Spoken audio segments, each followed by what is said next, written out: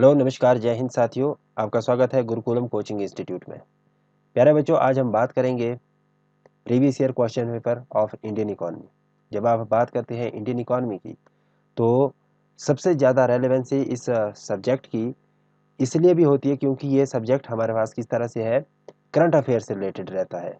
Most of the question इसमें current affair से related हमारे पास देखने को मिलते हैं। तो अगर आप देखिए गुरुकुलम कोचिंग इंस्टीट्यूट के माध्यम से ऑनलाइन घर बैठे स्टडी करना चाहते हैं तो आप वेरियस टाइप्स ऑफ एग्जाम के लिए तैयारी कर सकते हैं, जिसमें कि Himachal Pradesh public service commission से जो भी एग्ज़ाम कंडक्ट किए जाते हैं, आपका टीजीटी हो गया, पीजीटी हो गया, टेट हो गया, सी टेट हो गया, इसके लिए आप घर बैठे तैयारी कर सकते हैं। इसके अलावा आप अगर इंग्लिश, इकोनॉमिक्स या इंडियन पॉलिटी की भी बात करते हैं तो भी आप घर बैठे तैयारी कर सकते हैं। यूजीसी नेट पेपर 1 की तैयारी कर सकते हैं। एचएएस और एनटी की भी आप आराम से तैयारी कर सकते हैं। अलाइड सर्विसेज भी इसमें ही इंक्लूड रहेगा। तो आप दिए गए नंबर पे हमें कांटेक्ट कर सकते हैं।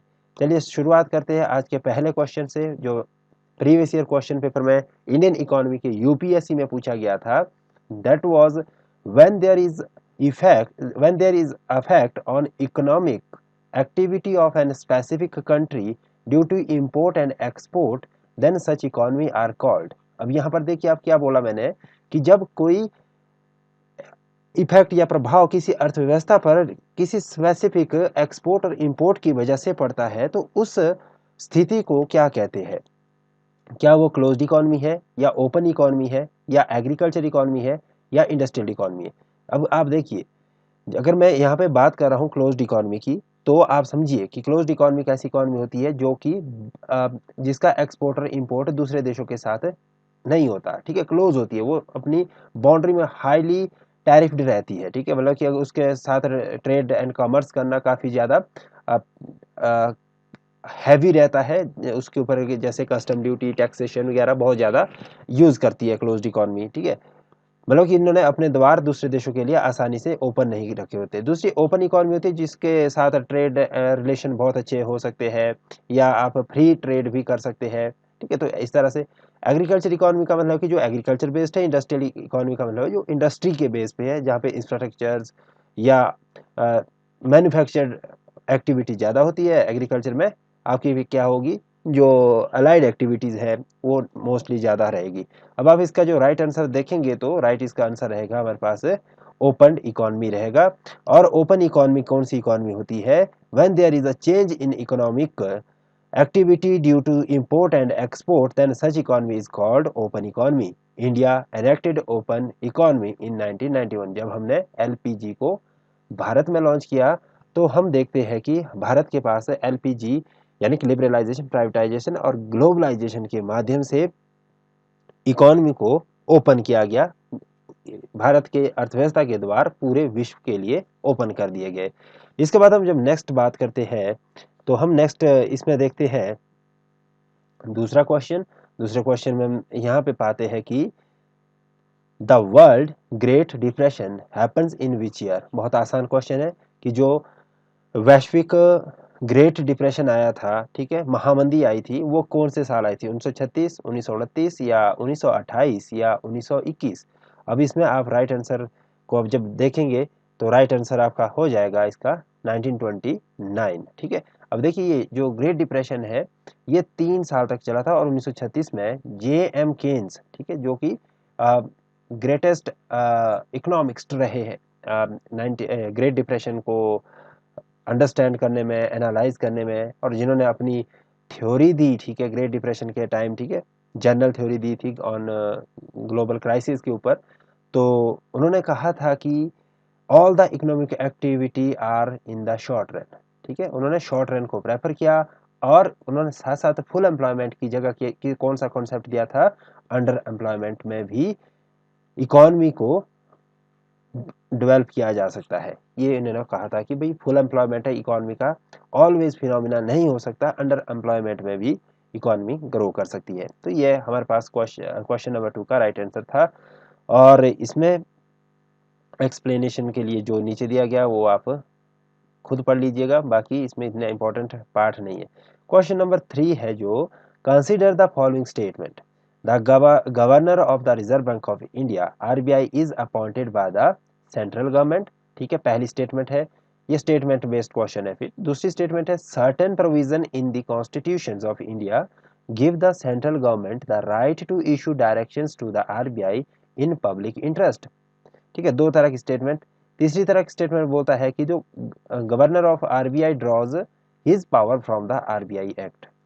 तीन तरह की स्टेटमेंट होगी। अब इसमें आपको फाइंड आउट करना कि out of three statement which one statements are correct. ठीक है, कि इसमें से तीनों स्टेटमेंट से कौन सी स्टेटमेंट सही है।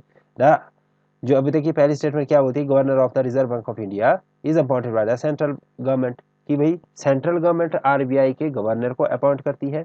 दूसरा बोलता है कि certain provision in the constitution of India give the central government the right to issue direction to the RBI in public interest, कि भाई कुछ हमारे कॉन्स्टिट्यूशन में ऐसे भी प्रोविजन दिए गए हैं जो कि गवर्नमेंट को, सेंट्रल गवर्नमेंट को राइट या अधिकार देते हैं कि वो आरबीआई को, रिजर्व बैंक ऑफ इंडिया को कुछ सर्टेन डायरेक्शन दे सकते हैं इन पब्लिक इंटरेस्ट। तीसरा जो इसका पॉइंट है कि द गवर्नर और RBI draws his power from the RBI act, जो गवर्नर होगा वो आरबीआई एक्ट के माध्यम से अपनी पावर्स को गवर्न करता है, ड्रॉ करता है। तो इसमें तीनों में से कौन से सही है, कौन से गलत है? तो इसका जो राइट आंसर रहेगा वो रहेगा कि इसका पहला और तीसरा सही है। इसका कॉन्स्टिट्यूशन में आरबीआई के बारे में किसी भी तरह का कोई प्रोविजन नहीं है। तो ये आप यहाँ पे आराम से समझ सकते हैं।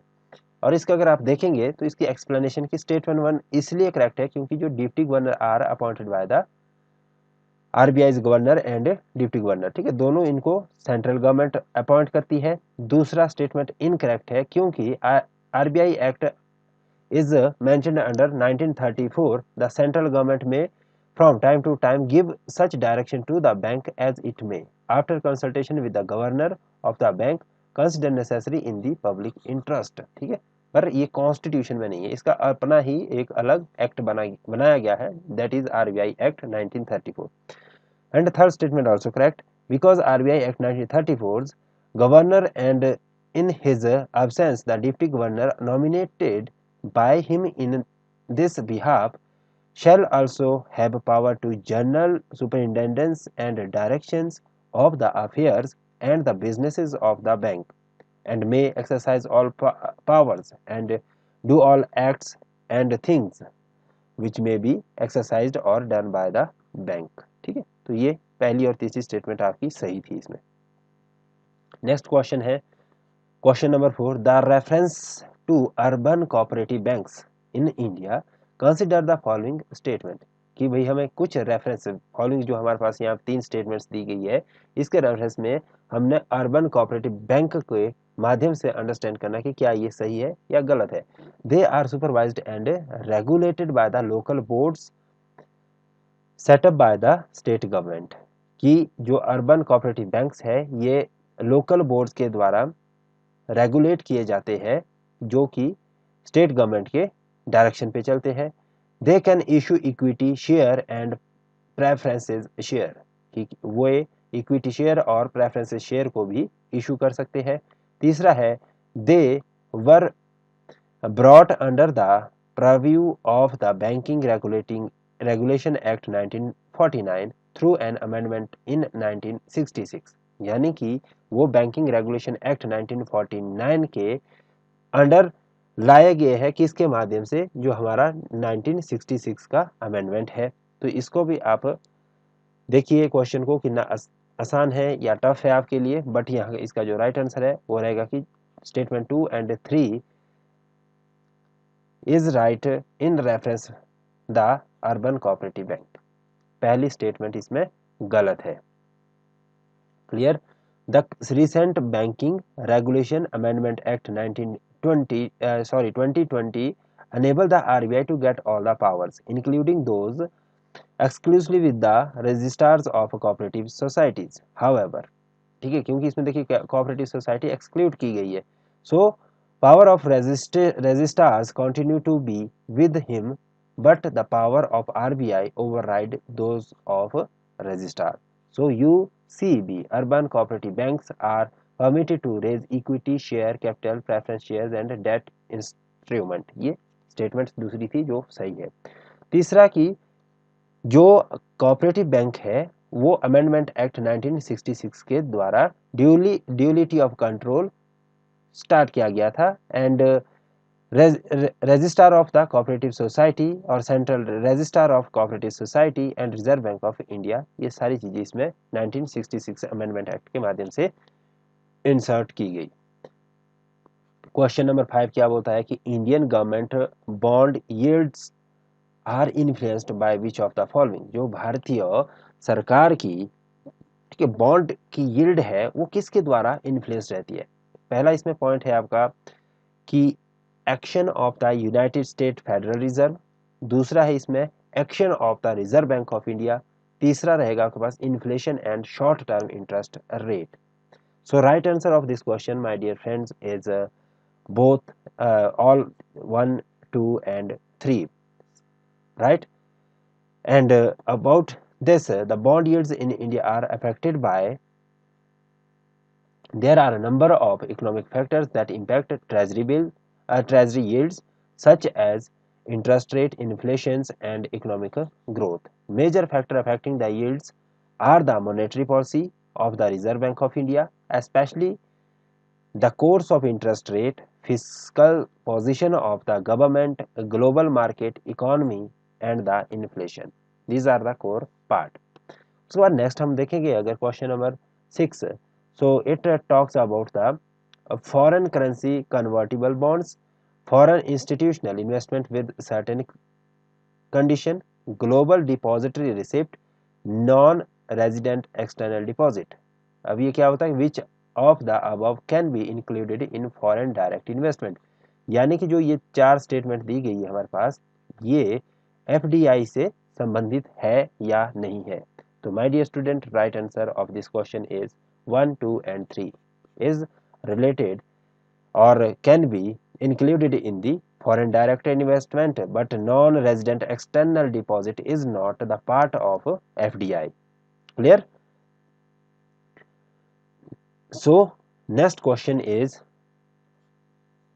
that the effect of devaluations of a currency is that it necessarily, ठीक है, जो हमारे पास डिवैल्यूएशन ऑफ करेंसी है, जब अभी भी किया गया था डिवैल्यूएशन ऑफ करेंसी, तो उसके संदर्भ में क्या महत्वपूर्ण है, to improve the competitiveness of the domestic export in the foreign market, क्या जो हमारा घरेलू निर्यात है उसको फॉरेन मार्केट में बढ़ावा देने के लिए, उसकी कॉम्पिटिटिवनेस को इम्प्रूव करने के लिए, प्रतियोगिता जो प्रतिस्पर्धा है उसकी इंटरनेशनल मार्केट में उसको इम्प्रूव करने के लिए वो जरूरी है। दूसरा इसका है कि increase the foreign value of domestic currency, कि भाई ये जो हमारी डोमेस्टिक करेंसी है उसकी फॉरेन वैल्यू को इंक्रीज करता है।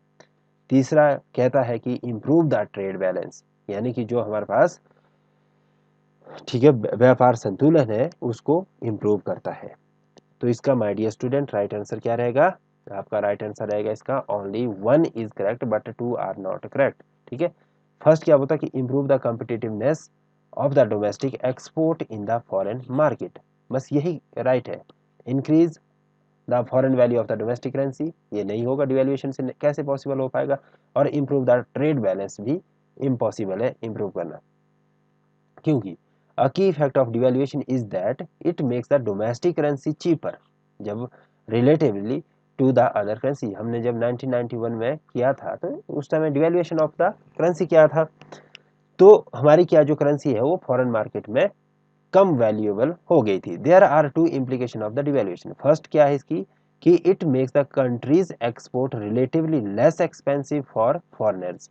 सेकंड इसका जो इंपॉर्टेंट पार्ट है वो कहता है कि devaluation makes the foreign products relatively more expensive for the domestic consumer, thus discouraging import। जब हम devaluation of money करते हैं या करेंसी करते हैं तो उससे एक तो हमारे पास क्या है, उसके हमारा एक्सपोर्ट तो हमारे पास रिलेटिवली चीपर हो जाता है, बट इंपोर्ट रिलेटिवली कॉस्टलियर हो जाता है। ठीक है, तो इसलिए क्या उसकी माध्यम से हमारे पास क्या है, इंपोर्ट हमारे पास डिस्करेज होता है। ठीक है, कम उसकी डिमांड होती है। दिस में help to increase the countries export and decrease import.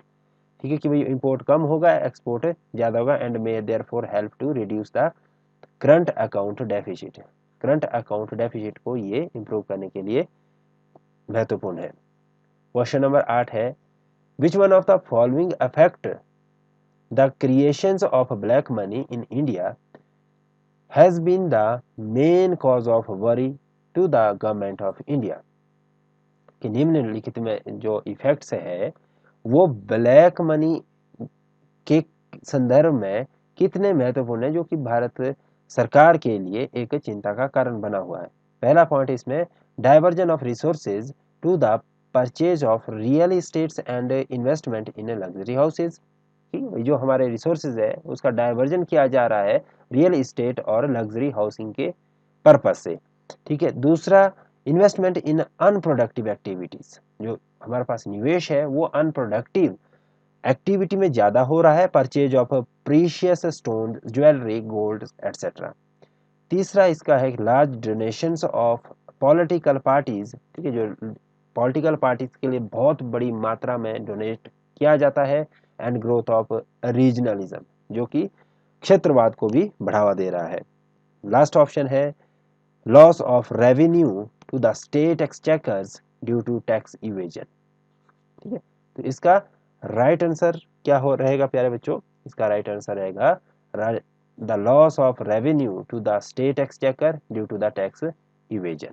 तो ब्लैक मनी का कि हम मोस्टली क्या करते हैं कि टैक्स पे नहीं करते, और जो जब हम टैक्स पे नहीं करेंगे तो हमारे पास एक अलग पैरेलल इकोनॉमी घूमेगी, जो घूमेगी ब्लैक मार्केट की या ब्लैक इकोनॉमी की। ठीक है, तो ये हमारे पास इसका राइट आंसर था।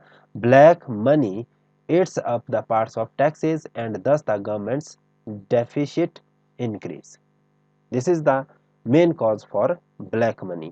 ठीक है, उसके बाद क्वेश्चन नंबर 9 है, जो 9वां क्वेश्चन है, वो कहता है कि which one of the following is likely to be the most inflationary in its effect. मतलब कि निम्न में से कौन सा बहुत ही ज्यादा इन्फ्लेशन के लिए प्रभावशाली कारक है। पहला है रीपेमेंट ऑफ पब्लिक डेट। ठीक है, जो पब्लिक डेट है उसका रीपेमेंट कर देना। दूसरा borrowing from the public to finance a budget. ठीक है, जो हम पब्लिक से बोरो करते हैं बजट को फाइनेंस करने के लिए। तीसरा है borrowing from the banks to finance a budget deficit, या बजट डेफिसिट को फाइनेंस किया जाता है डायरेक्टली बैंक से, या creation of new money to finance a budget deficit. So what would be the right answer, my dear students? Is the right answer D, the creation of new money to finance a budget deficit. It is the right answer for the question number 9 और previous year question, बहुत important question। ठीक है, इसका right answer की अगर explanation देखें तो deficit financing का मतलब क्या है। देखिए हमने यहाँ पर इन्फ्लेशनरी की बात की है, most inflationary in its effect, मतलब कि इन्फ्लेशनरी को जो मतलब कि इन्फ्लेशन को बढ़ावा देगा। तो डेफिसिट फाइनेंसिंग इज इनहेरेंटली मतलब जब हम डेफिसिट फाइनेंसिंग करेंगे तो ऑटोमेटिकली हमारे पास कहीं ना कहीं इन्फ्लेशन के चांसेस ऑलवेज बने रहेंगे, since deficit financing raises aggregate expenditure and hence increase aggregate demand, the danger of inflation looms large। तो जब हमारे पास देखिए आप फ्लो ऑफ मनी इकोनॉमी में ज़्यादा बढ़ा देंगे तो उससे क्या परचेजिंग पावर कैपेसिटी बढ़ जाएगी। परचेजिंग का पावर कैपेसिटी जब इंक्रीज होगी व्यक्ति की तो वो डिमांड करेगा, एग्रीगेट डिमांड इंक्रीज होगी, एग्रीगेट डिमांड से सप्लाई शॉर्टफॉल पड़ जाएगी, शॉर्टफॉल से उसके प्राइस राइज होने के chances most of the time बने रहेंगे। आज का हम लास्ट क्वेश्चन करेंगे, question number 10th, that is the money multiplier in an economy increases with which one of the following. ठीक है, कि जो मनी मल्टीप्लायर एक अर्थव्यवस्था के अंदर है वो निम्न में से किन कारणों के माध्यम से इंक्रीज करता है। पहला है कि increase in the cash reserve ratio in the bank. दूसरा है increase in the statutory liquidity ratio in the bank. तीसरा है increase in the banking habits of the people. चौथा है इसका increase in the population of the country. ठीक है, कि भाई पहला इसमें बोला कि भाई जो रिजर्व रेशो है बैंक के साथ वो बढ़ जाए तब हमारे पास मनी मल्टीप्लायर इंक्रीज होगा। इंक्रीज जो स्टैट्यूटरी एसएलआर है उसकी वजह से इंक्रीज होने से मनी मल्टीप्लायर इंक्रीज होगा, या बैंकिंग जो हैबिट है पीपल की कि भाई सेविंग करना, इन्वेस्टमेंट करना, उसकी वजह से, या पॉपुलेशन ऑफ द कंट्री अगर बढ़ती है तो मनी मल्टीप्लायर को इम्पैक्ट करती है। तो इसका right answer my dear students will be option number C, increase in the banking habit of the people. The money created, देखिए इसका क्या है कि जो मनी क्रिएट किया जाता है, federal reserve is the monetary base also known as the high powered money. ठीक है, bank creates money by making loans. ठीक है, जो पैसा बैंक कहाँ से बनाएगा, बैंक के पास कोई मशीन, अपनी पर्सनल मशीन बैंक नहीं रखता, वो क्या है कि लोनिंग से करता है, हाई इंटरेस्ट चार्ज किया जाता है। ठीक है, तो उससे पैसा उनको एक्स्ट्रा बनता है। ठीक है, अ बैंक लोन्स और invest its excess reserve to earn more interest. ठीक है, so $1 increase in the monetary base cause the money supply to increase by more than $1। The increase in the money supply is the money multiplier. ठीक है, simply क्या है कि जब हमारे पास money supply increase हो जाएगी तो उसको हम मनी मल्टीप्लायर कहेंगे, यानी कि पैसा पैसे को बना देता है। ठीक है, तो ये आज का लास्ट क्वेश्चन था। होप सो कि आज की इस वीडियो से आपको काफ़ी महत्वपूर्ण चीज़ें देखने को और समझने को मिली होगी, और किसी तरह का अगर कोई आपका डाउट रहता है तो आप डायरेक्टली पूछ सकते हैं। Thanks to watch this video.